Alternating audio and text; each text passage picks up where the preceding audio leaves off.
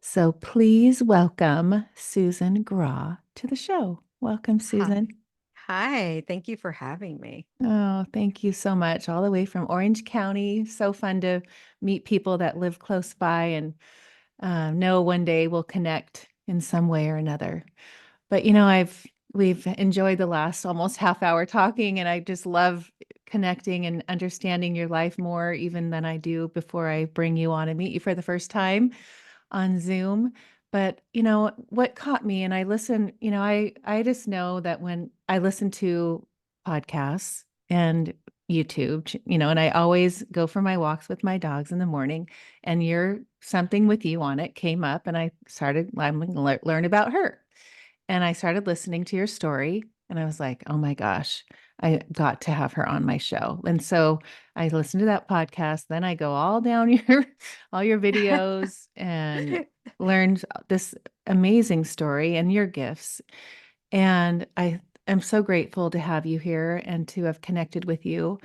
But to understand, the way you think and all that you've learned in your years of life, there's only, I think of our soul chose to come here, and to think of back when you were like 4.5 years old, and you and those boys that were playing and that you wanted to play with, but they told you to go get, that you put that together, even though I know we have free will and all those things, but to think of what that moment in your life did to change but really to put you on the trajectory of the life path that you were meant to live in this lifetime. Am I right? Yeah. Yes, you are right. I mean, I don't know what I would have been without it. Honestly, I don't, but I believe it was definitely what led me to it. Yeah. Yeah. So can you go back there and tell them that story? You probably told it a million times, but I just love Oh, it. that's okay. I was playing with some boys and I wanted to play fort and they said if I wanted to play fort with them that I had to climb up in the freezer and, get some popsicles. So they opened up the garage door, which we weren't allowed to be in the garage because of the freezer. And I climbed up in the freezer and I was facing inward looking for popsicles and it wasn't plugged in. But I'm calling out flavors as I'm jumping into the freezer, what flavor do you want? I'm all excited. And um, unfortunately, they closed the freezer door. And I thought, oh, I'm in on a game. We're playing a game and they're going to open it at any minute. And there were no popsicles because it wasn't plugged in. And then I heard the thud of the garage door and I knew this is not a game. I'm in Mm, trouble. And I think, just even being almost five, um, you just innately know you're in big trouble. Like I feel like I knew that I was going to die, but I didn't know what death was. right. And so that's so odd that I had that dichotomy because I don't think I understood it, but I knew I was in terror. Wow. And my mother heard me screaming and she thought it was the cats in heat because we had land and the garage was disconnected from the house. So it was a distant sound and it sounded very high pitched, which now, I tell people that's the sound of terror, Hmm. that high pitched, scream. And I just kept screaming and screaming. And I saw these three beautiful lights and they said, stop screaming. And I didn't listen. I kept screaming and they said it again. And one of them said it quite firmly, Susie, stop screaming. We're going to get your mommy. And I feel like they said, but first, but they didn't. It was Uh-huh. like, but first, we're going to do this miraculous thing. Right. And so the next thing I knew, I say I was being pulled from my body, but I don't remember that feeling. I just know it was there. Hmm. So that was not a feeling I had. Some people say they feel themselves leaving their bodies, and Right. I have had that experience later on in life. So I know the difference, and I don't remember having that then. But I do remember this feeling of being at the bottom of these stairs. Now, I believe for children, I work with children who have near-death experiences, and everything is metaphorical for them. Hmm. It's the only way we can understand. So everything is kind of abstract. And yet there's a metaphor behind it to make you understand how you would understand it as a child or an adult. Right. It's kind of like we all go to Disneyland, but we all see it differently. And we Mm-hmm. all have a different understanding depending upon our age and our experience at that moment. Same thing. And I remember being at the bottom of the stairs, and they were cracked and old and marbly, but cracked and old. And I remember looking up and seeing this room. It was this big room with pillars, but the pillars seemed like they were cracked, and it had an open ceiling. And I knew that this room was going to have a hole in it. I needed to get into the room. I needed to get to this room. And I thought, I felt very jello-y.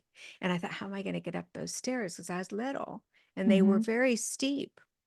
And boom, I was at the edge of this giant, what I called the well. And I was looking inside of this well, but I wasn't afraid. And, later on in life, I studied under Dr. Raymond Moody, and Raymond said to me, Susan, have you ever thought maybe that the well was the tunnel? Because I said to Mm-hmm. him, I didn't see a tunnel. Why didn't I see a tunnel? Right. What was wrong with me? I didn't see it. And that was such an aha moment for me, because that made Mm-hmm. total sense to me. And he said, people call it all kinds of things. You just happen to call it the well. And I looked inside this dark abyss without fear. It was infinite. It was infinite. And I know it came from above and went down and up, down and went above. I just knew that. And I saw these words twirling inside this beautiful abyss. And they were moving together. Like, looking back now, I can see it as like DNA. Okay. But at the time, I didn't understand that. And it was words, and I was hearing things like, my mom is sick, and she's gonna die. Don't let her die, God. And I heard, oh, I want to get a new car. It's my birthday. I'm turning 16. My dad says, no, please make him give me a car, God. Convince him. I was hearing all kinds of things like that, and it was all one consciousness, all blending together into one consciousness. I didn't know that word, but that's what it felt like to me, like everybody was together. And Mm-hmm. they were like, it was like listening to distant words and watching them move. It's hard to explain it. There's no words to describe what I'm trying to tell you, so I'm trying to find human words. Right. And then the next thing, I looked at the beautiful lights. They were to my left, and I said, where am I? And they said, you're in the room of heart's desires. And I said, do you answer all those? And they said, oh, no, Susie, sometimes what people desire the most isn't good for them. And I was stunned to hear that. Mm-hmm. And I looked up above me, and there were, I want to say, crystals. There's Right. this beautiful, beautiful crystally circle. So it was an open room, but whatever was around and floating in that was crystally. I know. I know it's Wow. hard to imagine, but I remember it like it was yesterday. I Yeah, had but that that's what I kind of. mean when you explain it. So Mhm. like it was like 60 years ago or whatever, right? Like here you are Uh-huh. and you're describing it like you were just there. Is that Yeah. what how you see it? Hmm. It Huh. has that kind of impact. It's kind of did you watch The Wizard of Oz when you were a little girl? Yes. Do you still remember the Yellow Brick Road? Do you still remember Dorothy and the dun dun dun dun, dun, the witch and all those things, and the little people dancing, and the Oz, the great and power, Right. and the witches? It has a very profound impact Huh. on you, right? Well, Right. this had a very profound impact on Okay. me. So I remember it in ways that I could understand it. Hmm. I talk about it now as an adult woman who understands it differently and knows what they were trying to say to me, but I remember it as the impactful situation that it was. Right. Um, and I'm sure, I was meant to remember. Oh, for sure. Yeah. Amazing. So continue. Okay. So I looked in front of me, and I saw this road. I called it the Yellow Brick Road. because I had seen the Wizard of Oz. Mm-hmm. And I saw people trying to take pavers from these pyramids. They were pulling from the bottom of these pyramids. I believe I innately knew that they were trying to pave their path. And that was their life balance, those pyramids. I don't know why I think I Hmm. knew that, but I think I did. I Yeah. don't remember my thoughts really, but that was something I felt. Right. And I was watching these people, humans, paving their path, and it was all crooked and out of shape, and it was going all different directions, and it was a mess. And I watched them drop to their knees and say, for the love of God, please help me. Nothing's working. Everything's going wrong. Why isn't anything happening the way it's supposed to? And they were having these conversations like prayers, like we would if we wanted something really badly and it wasn't working. We'd be like, what the heck? You know? So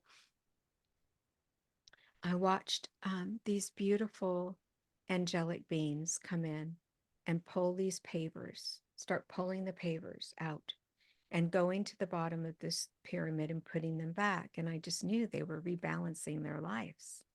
And Hmm. they went to the top of these pyramids and would pull like a paver off of it. At the time, I called them bricks because I didn't know what they were, but Right. I know now they were pavers of the path, and they would recreate as though you may, that like our life recreates. We get new experiences over and over and over again. Mm-hmm. And they started paving the path, and it was beautiful. And I said, what are you doing? And they said, we are the pavers, you are not. All you have to do is walk it. I didn't know what they meant. And I said, well, how do you know if you're walking it right? Like straight, how do you Right. know? And, I'm little, I'm precocious, I'm smart. I was a smart little girl. I had already been through a lot of life experiences that most don't have at that point in my journey. And I was very keenly aware of my surroundings because of my life experience prior to that, which was, abuse outside of my home. And so I was very aware of every feeling and emotion and everything around me. Hmm. And I remember them kind of explaining that, when you hit a wall or a block, shift. If you hit another one, shift again. And if you hit another one, shift again. And before you know it, you'll see us paving your path. They said, you think you know what's best for you. We know what's best for you. What you try to control controls you, and what you run from chases you. Never forget that. And I didn't. Hmm. I tried to control everything in my life. I didn't mean I listened. I'm like every other human, Right. till I got older and I realized they were 100% right. I can Mm-hmm. only control me. There's nothing else outside of me that I can control. Right. And some other things happened in that room, and they said some other things to me. And then I flashed into this. I call them rooms, but they really were places. They weren't rooms. I They were flashed to this. places They like were places, like if I were to go from right here into a grove. okay. It was like I was in a different place, but I didn't know what to call them. And so Mm-hmm. they used the word room. So I've always called them the Hmm. rooms, but they really weren't rooms. They Right. were expansive, they were infinite, Wow. and they blended together.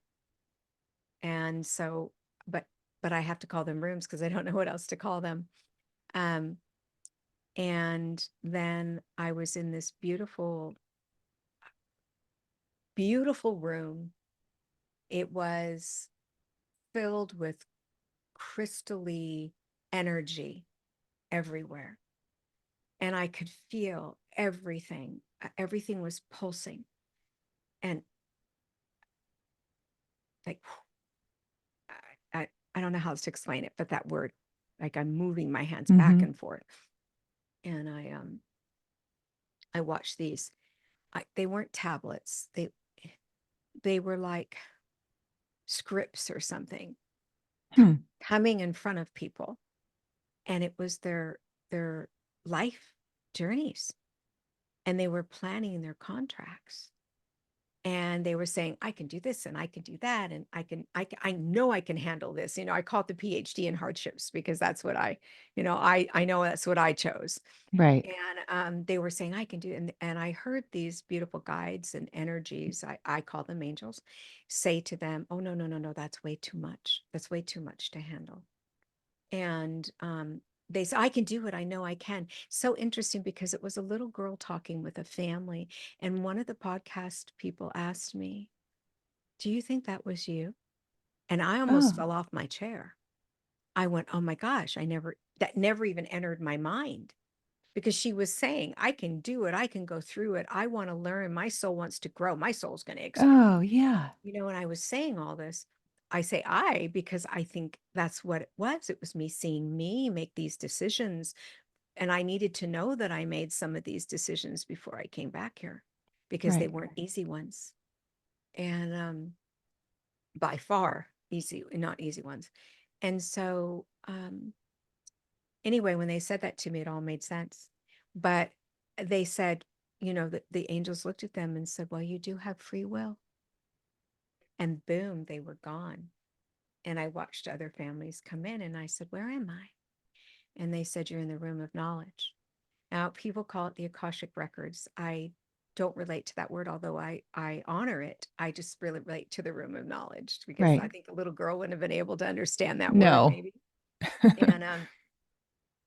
And so um, they explained to me some things about, your soul may want to resonate in the understanding of marriage and grow in that area. Who you marry, how long you married, the kind of marriage you have will be your free will. And they explained all that to me. And so when people ask me, I repeat it exactly verbatim as how they said it to Wow. me. And it made sense to me because without free will, we are robotic and we don't have choices and we don't grow. Why come? Right. Why come? So, but you will be married, they said. If you choose that in your journey, that will happen. Hmm. So I always say you might be 98, but it'll happen. Right. Um, and then the next thing I flashed on was the room of companions. It was a place that it's indescribable. There were animals everywhere. Oh, wow. And I was out in this field with dandelions and daisies, but they weren't the kind we have here. Hmm. They were beautiful and expansive, and the colors were like nothing you've ever seen, nothing you've ever Wow. experienced. And I was looking at all the animals and they were moving around me and coming up to me, and I was Like having dogs or what kind? Like everything like you're at the zoo? yeah. Giraffes? Yeah, I mean, Huh. I don't remember seeing giraffes, but I know I saw wolves, and I'm very attached to wolves, and I I know see I one saw them. behind you. Yeah. I never even had seen a wolf before that, quite honestly, so I didn't know what I was looking at, but I knew what it was. So how is that for strange? Right. I mean, I always say the dog came up to me, but I knew what it was, and it was Huh. a wolf, and I was safe, and I just am. I actually go see them. I visit wolves. I am so attached to them. I can't explain Wow. it. Yeah, Huh. wolves see to your soul. They look in your eyes and they know your intention Hmm. in reality. So, Right. Wow. um, and I looked to my left and there was this. I just started sharing this about 6 months ago on my podcast because it's really emotional for me. I know I'm going to cry. I'm going to have to grab my Kleenex. And there was this beautiful source, light like you've never felt, love beyond what I can describe to you. And I remember thinking, I want to get up that mountain. It's like I felt when I want to get up the stairs, but I couldn't. I wasn't meant to be up there. And I wanted to be close to this being of light. That's all I wanted, was to feel that Hmm. amazing experience of love. And instead, this being came towards me. Nothing I can describe to you if I ever felt sense. I think I spent my life searching for this kind of love. Uh-huh. Here I go. Sorry. No, I get it. I mean, I don't understand it, but I can only imagine. So I felt this beautiful light beam come towards me and fill me all around me.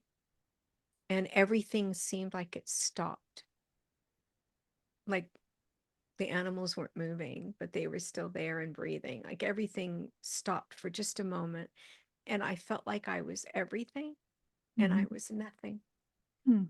And I was perfect in every way. And I didn't feel like a perfect child. So that was amazing to me to have Wow. that feeling. And then everything started pulsing. Like it was like every blade of grass was pulsating back and forth and back and forth, and like it was breathing. That's what Hmm. it looked like to me. And some things, more things happened there. Mm, goodness sakes, more things happened there, and some beautiful things were said to me, and I understood. I don't know how I did, but I did. And I knew I had been with this being before. Hmm. And Like it was familiar. Mary, the love was, the love was. It was perfection, unconditional, everything you could ever want. Wow. Yes. Um, and then one of I call him my light angel, came out of this beautiful, I called it a cobblestone cottage because I didn't know what it was, but it was glimmering in colors like cobblestone does, almost like Right. rainbowish, glimmering Uh-huh. in colors. And she came out of that and came to me and she said, it's time to go. Now, in between that, some things happened. I saw a beautiful giant pyramid, again, crystal. I think it was a crystal. It looked like glass to me. I believe it was a crystal of some sort. And it was, I could see faces in it and bodies moving through it. And I wanted to reach into it. And I tried Hmm. and I couldn't get in. And I just innately knew that if I could, I wasn't coming back. That was, I may not in this lifetime. Right. That was the true crossing over. And I didn't see people I knew because I hadn't lost anyone that I understood that I was close to or anything, but I knew they were people who knew me. Wow. Yeah. And and then anyway, she said it's time to go. And then I was on this path, this river, and she talked about how we come through the water. And the water is, our healing, our cleansing. And I thought she meant she was cleaning me up because I'd been to all these places and been sitting in the dirt for my mom. And she didn't mean that, but Huh. that's what I thought because I was little. And she said, you're going to go through the water to return.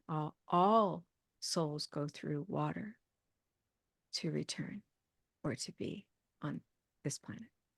And I didn't really get it. I thought she was just meaning I was going to be bathed. And then she told me I was going to have a difficult journey and that I had done a very hard script, basically. Hmm. My contracts weren't going to be easy, but that I was going to see my mommy. And that's all I needed to hear. Right. And then my mom said the whole time she was hearing you babies in the freezer. And finally, she listened. And I could see my mom. I think it was my first real experience of seeing people on the planet and of communication. Oh, wow. I would say to my mom, I'm in the freezer, and I could see her head turn, but she wouldn't react. But I know she was hearing something. Uh-huh. And so she finally went out. She saw the garage door closed and she thought, Susie can't get in this garage door. It's too heavy. There was no garage door openers at the time or cell phones and and all that stuff. And she was, I don't remember exactly what she said to me. My mother's not here for me to ask. And so while I'm retelling this part of the story, I was in my human form. She said, um, I believe she said she almost walked away and then she decided to open the garage door. Something compelled her. Hmm. She opened it. She went to the freezer and I was in the freezer and I was in facing my back to her basically. And I was facing inward, and she said, she turned me around and I was ashen and my fingertips were blue, and she dropped me to run to get help as she was screaming for help. And I cracked open my chin on the cement in the garage and I took a breath, Hmm. and it just went from there. But When she I didn't came, let you tell she didn't tell your dad. You went like you couldn't, or her husband, your he father. found out later, later on, my dad worked in the medical field, and my mom was worried that I had brain damage and my dad was going to blame her. Right. And, my mother and my sister and my brother all had the gift. So it just wasn't quite as intense as it is now. Like what I can do, not what I can do, what they show me is different. Right. But my mother was, medicated, pretty medicated because of it. I mean, you just didn't, she had a nervous breakdown. You couldn't Right. talk about that stuff. Right. And so she was like, don't talk about it. Don't talk about it. But when I came back and I felt better, because she just put a little butterfly on my chin, and I still have the scar. And I just remember coming to, and I went back to sleep, and then I remember coming to again, and I could see spirits everywhere. They were surrounding me, and I saw them not perfectly clear. It was like seeing eyes. uh, Hmm. um but I could hear the mumbling. They were talking to me, and it sounded like mumbles, where now it's very clear and I Right. know what they're saying. I didn't really understand all that then. And I thought they were the boogeyman, and I wanted them to go away. And my mother was telling me they're not there. And I would wake her up every night. I wouldn't leave my room because I couldn't walk down the hallway because they were everywhere. And interestingly enough, my brother had said that there were spirits in the house and they were everywhere. Hmm. That I didn't understand what he was trying to. He was 7 years older than me. So I just thought he was babbling, wasn't listening. Because he had the same gift, My but he sister didn't go saw through them. the near death. He didn't have that. He just was born that like that. Mhm. Huh. And my sister saw people looking in the window and under the bed in the corner of the room, down the hallway too. I mean, she saw them. I played with them, and Hmm. I played in the living room with them, and my family called it the creepy room Oh, because I'd funny. be in there all day long playing with them. But at night, I would cover my head and say, "Go away, go away, go away." I was scared, and I'd crawl in bed with my sister, and she'd say she sees them too. But Hmm. they never hurt us, right? They weren't there to cause us harm. Right. And once I recognized that, I was more comfortable, and it became my kind of abnormally normal journey. But they would visit me all my life. They'd wake me up and say, I just died. Wake up. My name's so and so, and I'm so and so's best brother, sister's brother's best friend. You don't Oh know me, my but gosh. you're going to hear I died, and this is what really happened. And I would have all this information. Wow.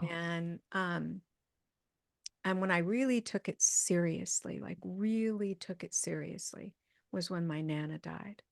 And I didn't know she had died, and we were very close, and she came to me, and I told her to go away like I always did, and she started to fade, and I knew who she was. All of a sudden I just knew. And I said, Nana. And I was wide awake and laying next to my husband. He was asleep. And she said, um I've been alone for years and years, and now I'm happy. And she was talking about losing her husband. Hmm. And the next day, well, that night, I looked at my husband, I woke him up and I said, I can go to sleep now. And he's like, Oh, okay, go to sleep, because I didn't talk about it. wow. I didn't tell him, and he was thinking, why is she waking me to tell me she can sleep now? What is this? He And didn't then the know next anything? He just didn't know. He didn't know Well, that you. he knew a little bit, but I Oh, no. I wow. was afraid of being judged, and I was Huh. afraid of being locked up, and I was afraid that, as I was developing my gift of getting my license for counseling and stuff, I was afraid they'd take it all away. Huh. Because I'm a grief and addiction specialist, and I did that at 18 years old. I was in college for that. So, and I graduated very quickly. And so everything that happened, I was so afraid because of what happened to my mother. Right. And he was, really a most popular boy. And I wanted him to, think I was cool, not weird, Okay. because I grew up with people telling me something was different about me. Right. And I was bullied for that because they'd be playing and I'd be saying, your grandma wants to play. Right. Oh And then my I'd God. go, oh, don't talk about it, and they'd go, what Right. are you talking about? And then, I would shut up. I would just whoosh, instant quiet. Huh. And But you so, couldn't turn it off. You weren't to the place like now you can turn it off, but you couldn't yeah, turn it off. It was constant. constant. Wow. Well, yeah, when I wasn't, when I was actually allowing it to be, I think I could turn it off. I just didn't know I could turn it off, if that Right. makes sense. It was happening because I was in school. I wasn't hearing them, Right. things like that. And then the next day after my Nana died, I got the call that she had died. And it was the exact same time she came to me. Hmm. And so I had read in the newspaper, because there was no internet, that UCLA Medical Center was doing a study on ESP, extrasensory perception. And I called them and I told them what was happening. And the guy on, I guess, an intake person, he said to me, it sounds like you're a medium. And I said, what's that? And he said, you talk to the dead. And I hung up that phone so fast. And I never, oh my God, I was terrified. Like, what does Huh. that mean? I'm crazy. I'm talking to the dead. Right. Um, and I didn't know that they weren't dead. I didn't understand. And they didn't either. They were just beginning to study it. And then it just went from there. And I became a grief and addiction specialist. And I, mostly dealt with addiction, which of course has grief behind it and around it. And I would just know things, like one person had PTSD, and I said, I think your PTSD has to do with, I guess I said it this way, I don't remember my exact words, but I guess your injury emotionally has something to do with the fact that you tried to revive your grandmother and you couldn't, and she, died from a stroke when you were little. And they'd say, I didn't tell you that. Hmm. And I'd go, yeah, you absolutely did.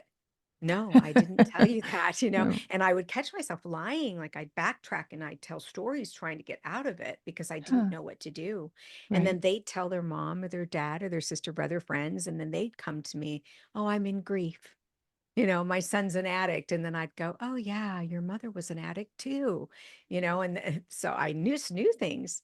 And that's how it kind of went until I started to, figure out what medium was. And I, went and studied under James Van Praagh and Lisa Williams and Tony Stockwell and other people who were famous mediums at the time.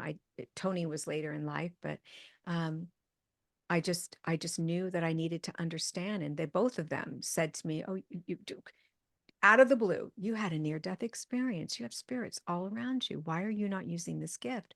And I would just be stunned. And I didn't say, yes, you're right. And I would sit there and look at them and they go, tell the truth. You did, didn't you? We see them around you, and so finally I did tell the truth. And then Hmm. I just learned from there.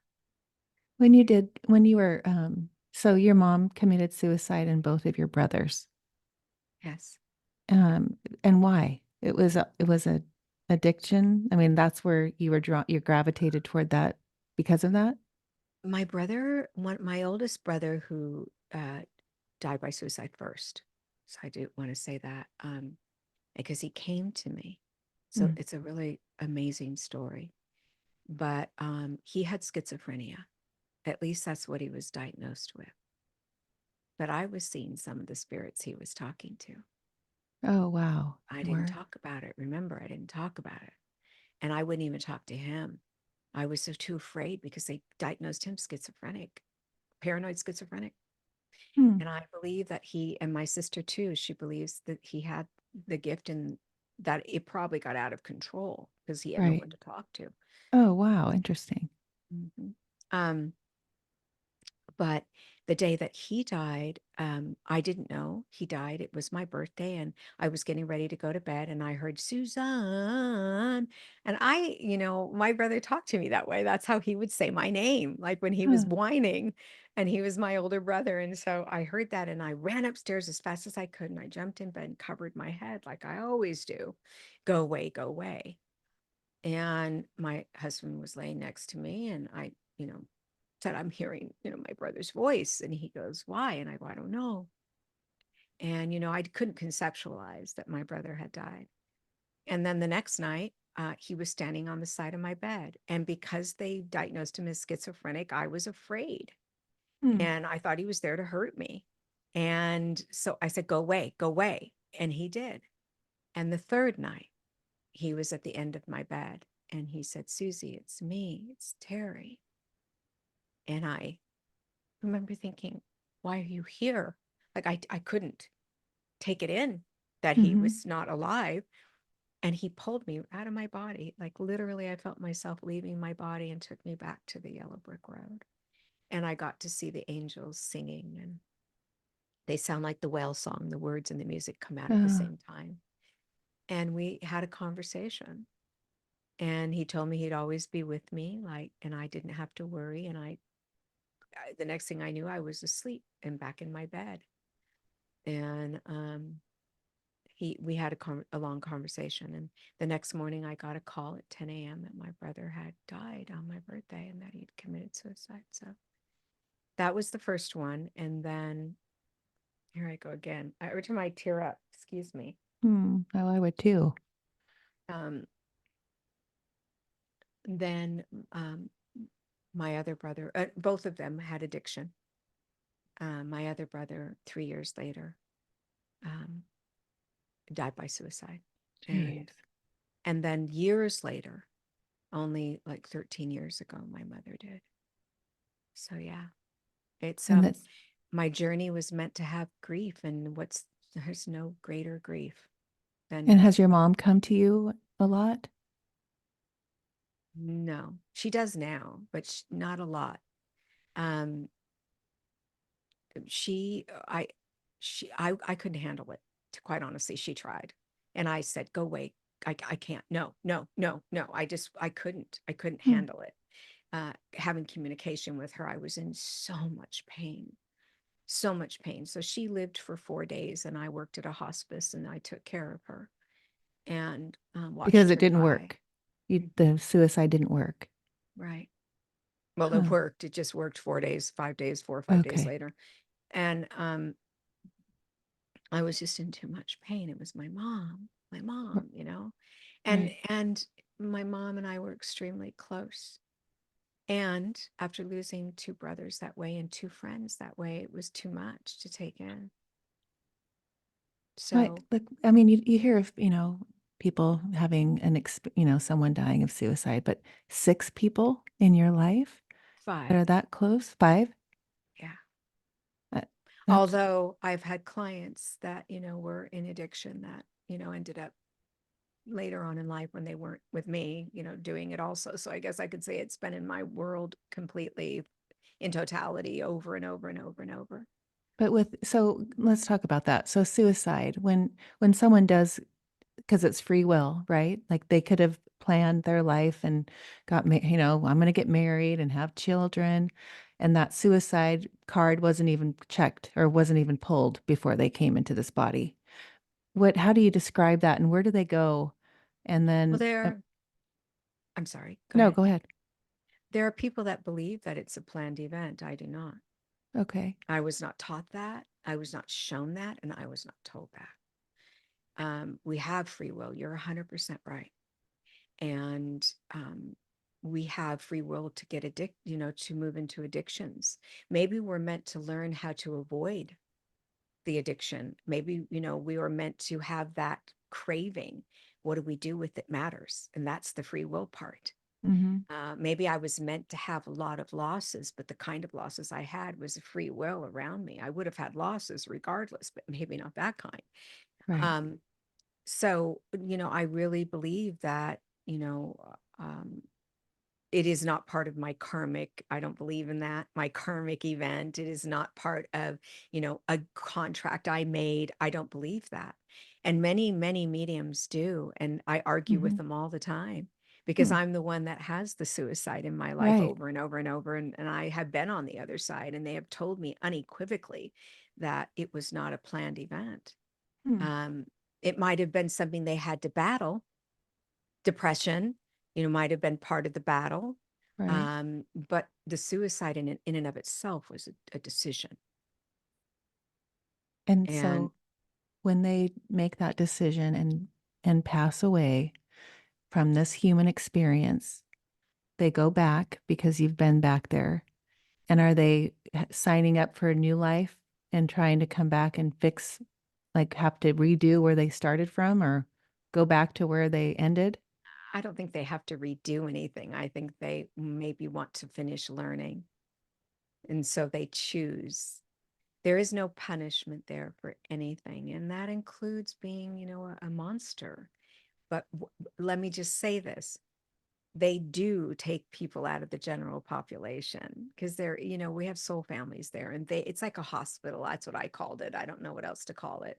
And it's another thing I saw and was told. And they do remove them and help them heal. And thank God, people tell me he doesn't deserve to heal. He killed my daughter in a, car crash or whatever. And I say to them, if he doesn't heal and they come back here, that he would do it again. So let's pray for healing. Let's hope for healing. Let's, thank God Mhm. they want to heal them. But decisions are made. It's kind of regardless of. So I tell people, if I get in a car drunk and I drive and I hit a family and I kill them, I may not have had that intention to kill them, but I did get in the car drunk and I did kill them. So it doesn't really matter whether I had the intention or not. The damage has been done by Right. choices I made. And so you have to look at that. You have to. But it's not a punishment. It's a desire to be more, to be better. Our souls are not damaged. Our souls are divine to the divine, and they are always connected to help us heal and grow. But our hearts can be damaged, our minds, our bodies, this breath of life, which is, our spirit. All of that can be damaged, but Right. not our souls. And so, we learn and grow from our experiences.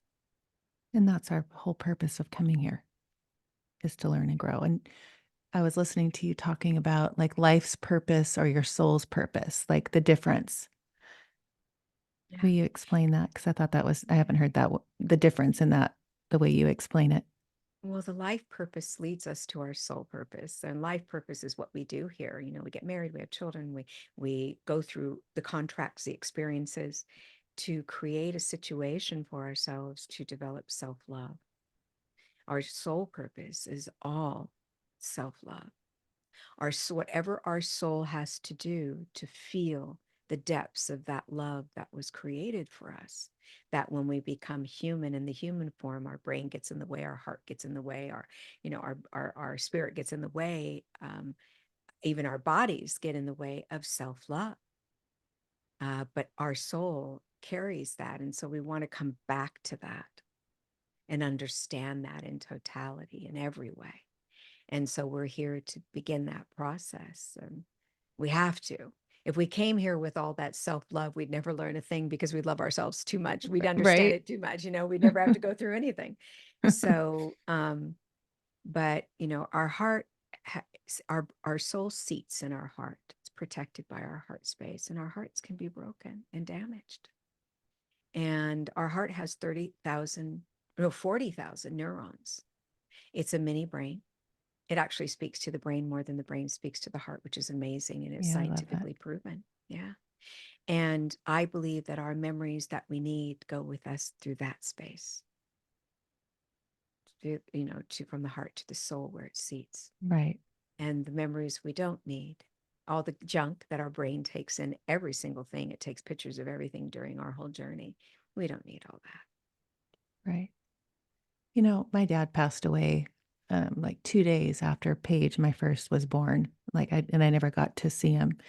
And he comes to me through my automatic writing a lot, and learning from going down your all this amazing things that you teach, and that I've learned from you.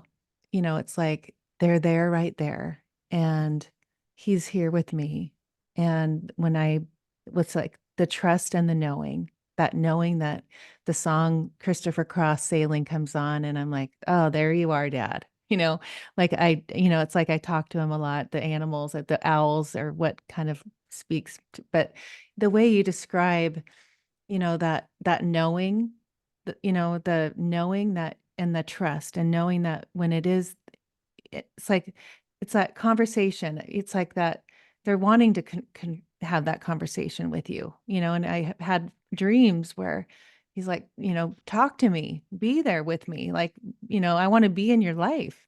And having readings with people and they're like, your dad's here. Like he's so excited that you're here because he wants to tell you, like he wants to know that he's this. But explain how you describe that whole what you do. Well, if you think about the fact, that your father passed, you didn't stop wanting and have the desire for him to be near you, did you? Right. Neither did he. Your souls are connected. He has the same desire you have. That doesn't go away. That's part of our soul, our love. Um, I call it the three A's. I teach by giving three A's: awareness, acceptance, and action. You become aware that something's in the room. Maybe your hair stands on end, or it gets cold, or it feels odd. And they become aware that you're aware. And then there's the acceptance. I accept something's changed in this room. And they become aware that you've accepted that they might be there, that you've actually said, I accept it. Okay, you're probably Right. here. I'm going to trust that. Right. And Hmm. then the last thing is action, which is just trusting. And if you can do those three things, they hear that. She's trusting I'm here. So now I'm going to come all the time. And I tell people, whether you're right or wrong doesn't matter. You hear something in your head and the spirit world, it may not have given you that message at that moment. But the minute that you say, I think that's a message from my dad, your dad's saying, she's going to hear my messages that way. Mm. And he'll start sending them that way. So you can't be wrong, which is a beautiful thing about it. Right. They're literally a heartbeat away. Your heart stops, they're there. They're that close. Um, so they're never far from us. And they vibrate on a higher vibrational energy. If we could see them, we would never do life, human life. Right. We would be living in that realm with them, because it is fantastically amazing. But if we could see and feel them all the time, but they are there. Now, they can't read our minds and they don't see anything private. They're not interested in our human experience. They're interested in our love. That's what they're connected to. So if I don't love someone and they pass, they're probably not hanging out with me. Right. They're hanging out with their loved one. Yes. And, I did your visualization yesterday on the bridge where you walk, through a tree lined bridge or you walk to the bridge to connect with your guardian. Is it your guardian angel? And you have 12, Your guides your or your guides. angels. Yeah. Yes. Explain angels and how they're, they, in their hierarchy, or, like, so they've never been in a human body. I don't know if they've been in a human body, but the angel themselves have never placed their energy onto this planet. So how I feel about it is it possible that they could enter a body and let that walk? Yes, but they wouldn't be touching the ground. Okay. So it would be a soul source entry, energy entry. It wouldn't be them, their being, their energetic being. It would be a soul energy coming in maybe to a human. I think that's possible. Um, but angels have never set foot on this planet. Would never be their pure love. They'd lose their purity. They're pure, so maybe a piece of their energy goes into a human to help another human for a moment, but I don't know. I think that probably is possible, but not for any length of time. Right. Um, the guides are there to guide you. You've already made a contract with them. They're probably someone you've had a journey with in previous journeys, and they've made a contract with you to be here and help you. So they're always around and they're more bossy and they've walked the planet. So they know how to help and guide you. Um, so the guide might say, what are you thinking? Where an angel will say, oh, honey, please love yourself through this. Hmm. It's just a difference in the energy. It's night and day. How do you tell if it's a loved one? Familiarity. A loved one will be familiar to you. That love will be familiar. That smell will be familiar. That feeling will be familiar. And you just know because your souls are connected. The connection with the soul doesn't die. It doesn't drop off no more than you loving them still. You still love your father and Right. always will, and he'll always love you, and he'll still be there and you'll still be with him. It's a soul energy. When you talk about in that bridge visualization, because I was doing it yesterday, you say bring whatever name comes to you, and your morning, like when you wake up in the morning, you're like you have this process that you go through, and I do too. I mean, it's definitely not the same, but it's a connection, and it's like this, all the things that I do, and believe me, I do a lot of things. You But will do. you explain kind of how you go about that connection? Because I loved it and I took a lot from it, and I feel like, you know, so many people on this earth, and I know it's growing because even to be comfortable saying you're a medium now is like, I mean, I've interviewed out of 300 people, I could two more than two hands have been medium. So it's this more, we're growing into this higher dimension of understanding that, pretty soon we'll be calling you to heal our body or tell us what our body needs to heal, right? Like I just see it's amazing. And I get so excited that we chose to be here at this time because it's an Yeah. exciting time in this earth, right? This awakening. But will you explain a little bit of your kind of what you do and what you help people with, like starting your day and the connection with your guides and your angels and everything that you connect with? Okay. Well, um, I I'm just a spiritual being speaking to spiritual beings. It's just a conversation. It's that simple. And we complicate everything, don't we? Mhm.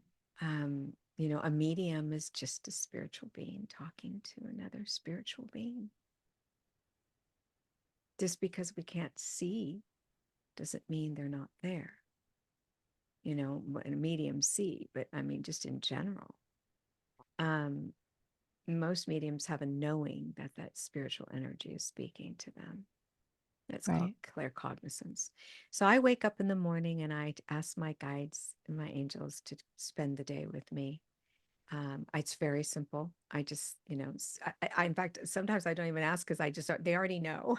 Spend the day with me, help others, suit up and show up.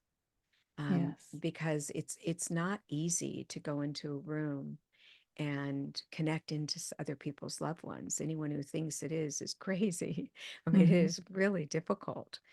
And it is because you have to step outside of being your humanness, when you're doing it for other people. When I'm doing it with my loved ones, it's easy, or, if I choose it, but not for others. And we have been so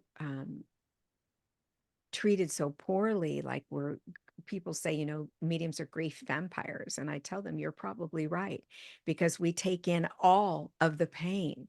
That's Mhm. the vampire part of us. Right. There's the lifeblood right there, you know?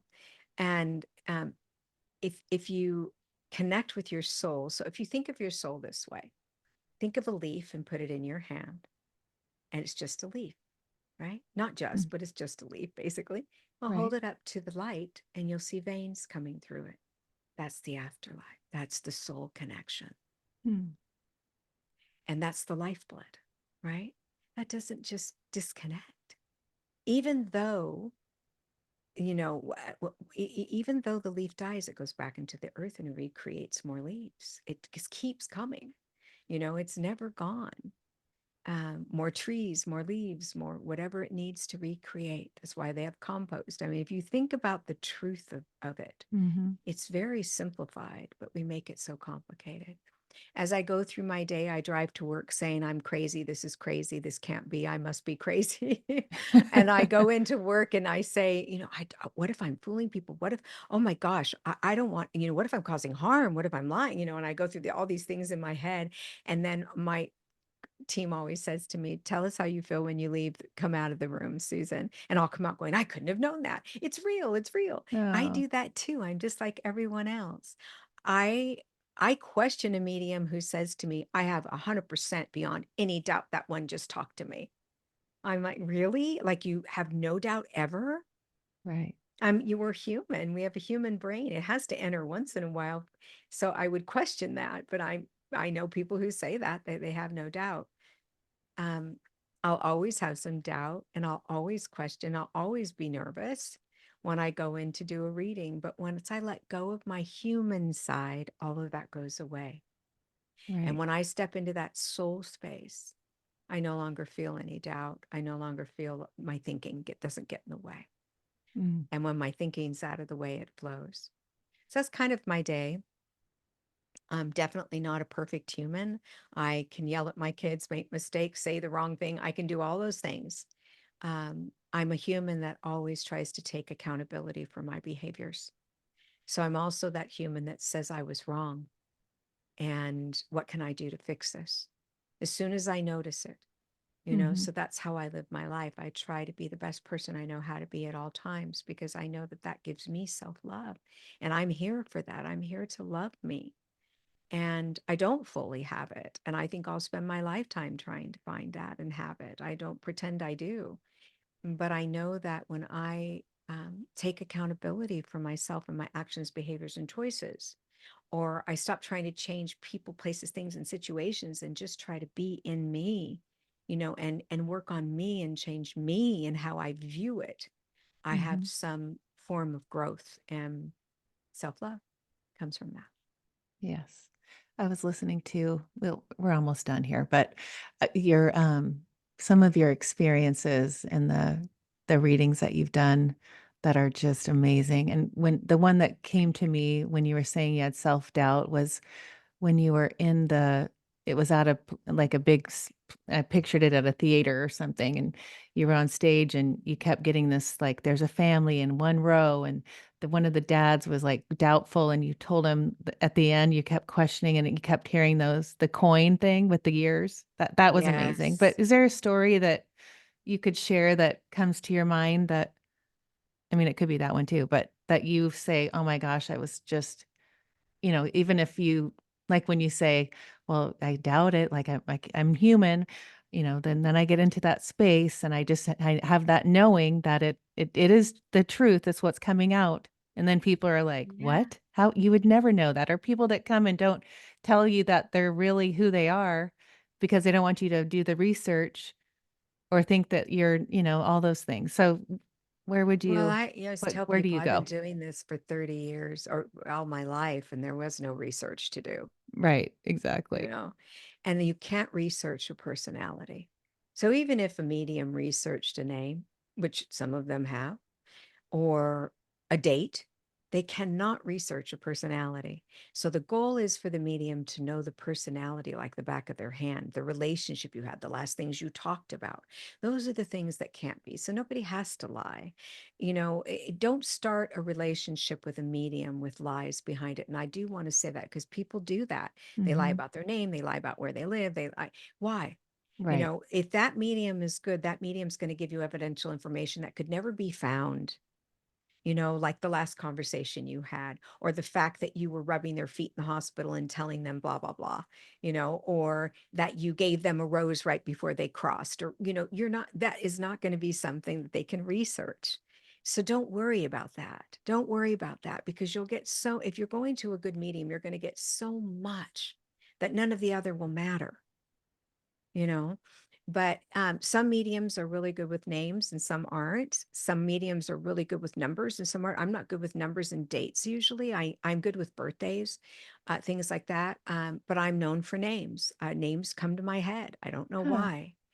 So and I'm really into the personality. That's where I want to be. I want to know this person. I'm excited to know this person and to get that connection going. And I want to know the last things they talked about or the conversations they had, and how they got along and all of that. That's important to me.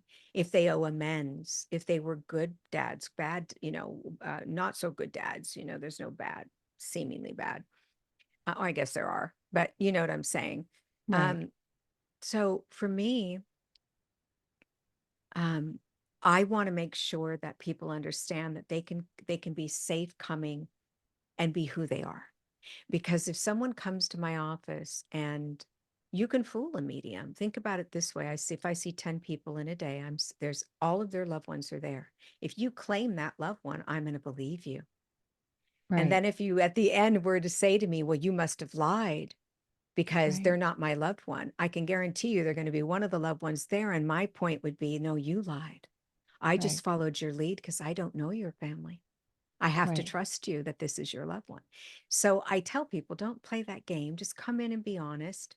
Tell them you're worried about it. Tell them that you think, you could have looked this up. Can you tell me something you couldn't know? And probably they'll say, I don't know. We'll wait and see if they do. Let's hope they do. And they Right. do. They do, Right. you know.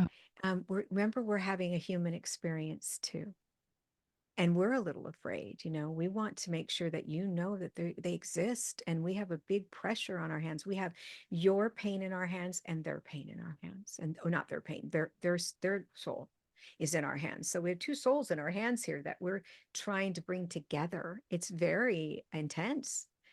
um, One of my experiences was a mother whose child had passed away, and she was very young, and I'll never forget it as long as I live. And I gave her all this information, and she felt like she was there, but she wasn't absolutely convinced. And I couldn't figure out why.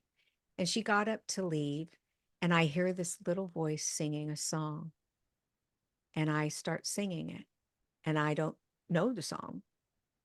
And the mother spun, and she started sobbing, and she said, all I asked is, if you're really there, sing the song. mm, And that the power of that. Another group came to me, and we had a whole, day, or a couple, like 3 hours of reading. And some of them were convinced and some of them were not. And I had to, live with that. And as they were walking out, I said to them, do you know why I keep hearing these are a few of my favorite things? The song, why I keep hearing this. And everybody just stopped in their tracks and turned around and said, oh my God. Okay. So at Christmas time, we all pass around a few of our favorite things, and we play that oh, song and we sing it. And this is how we do Christmas. And we were wanting her to say this, and she wasn't. And now she did. And I said, this is why you need to record. Make sure you record, because all those other things now will make sense to you and you'll trust them. right. Because, but I tell people, don't come in with just that one thing. Come in open to all of it, because otherwise you're missing the whole message. And let's hope that one thing comes. Let's hope, or something close to it, because I'm sure they're standing in front of me saying everything, but I'm in a human body having a human experience.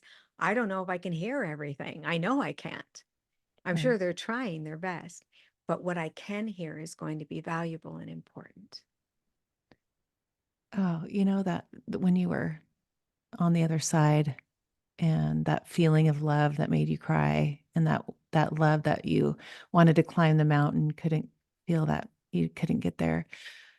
When you live your life now as Susan and you know that feeling, how does that how has that transformed your life? Do you go back to that feeling and know that that is where that's really that love that you look at this world that we're in right now, um, and you think of that feeling because you know that love and you know that that's where we come from and you know that feeling.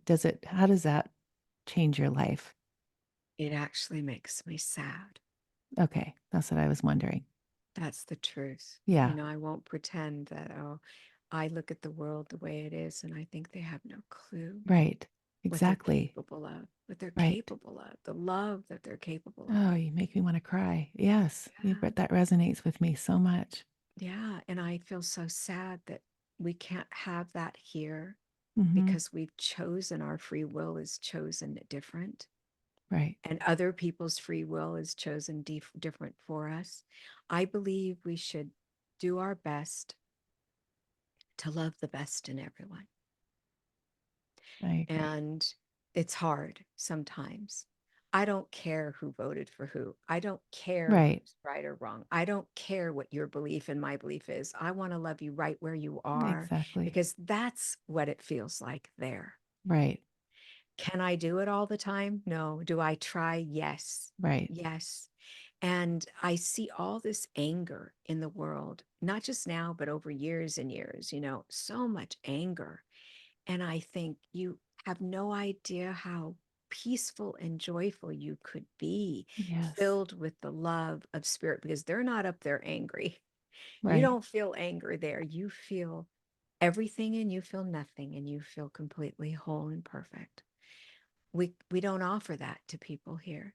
But when that baby's put in your arms for the very first time and you look at them and you look at all their fingers and toes and the little grin on their face and the beautiful soft skin, and you smell them and you feel them, that is absolutely the closest you can get to the love that's there at that Mm, moment.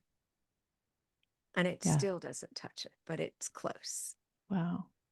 Yeah, I love that. Oh, Susan, I've had so much fun meeting you. Me Oh, too. I just loved it. And your new book, why don't you talk about that and how to find you and if they want to get a session with you? And I know I was looking at everything. It's like you do so many things.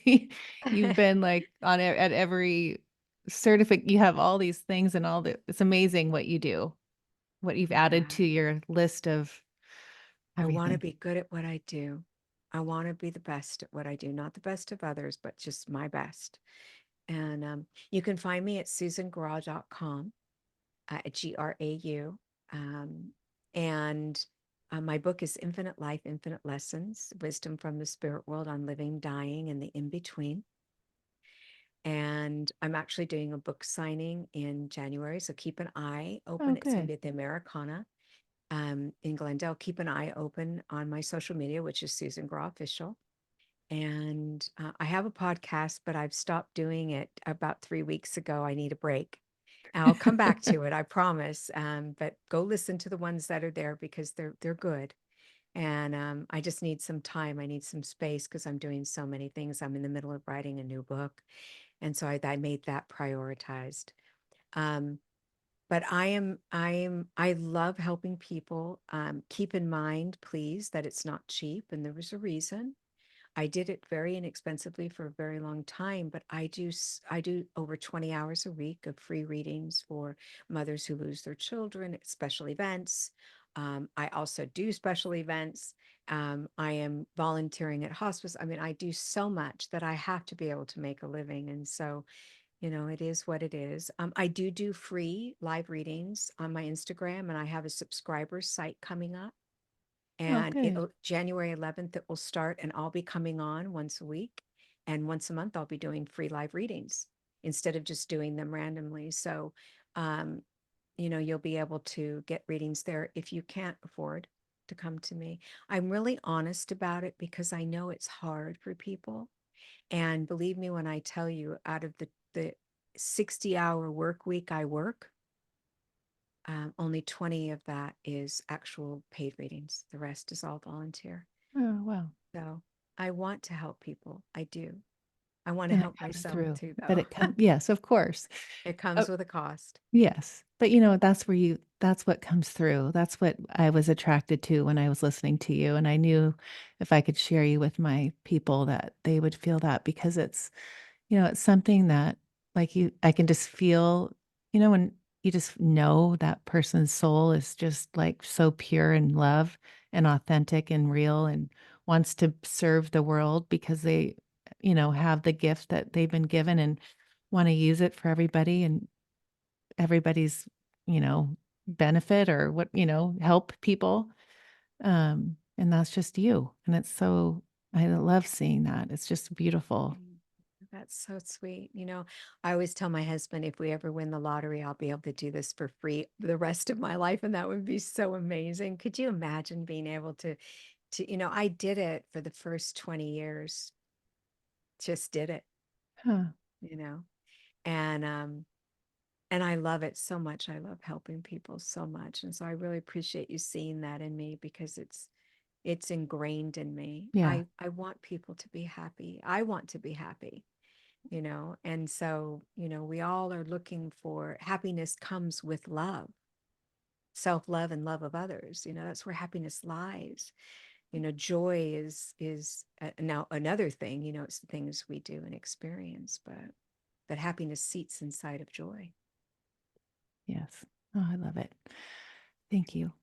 Thank you. Thank you for Thank you. having me. Oh, I loved this. I did too. Thank you for taking your time out of your day cooking with your granddaughter.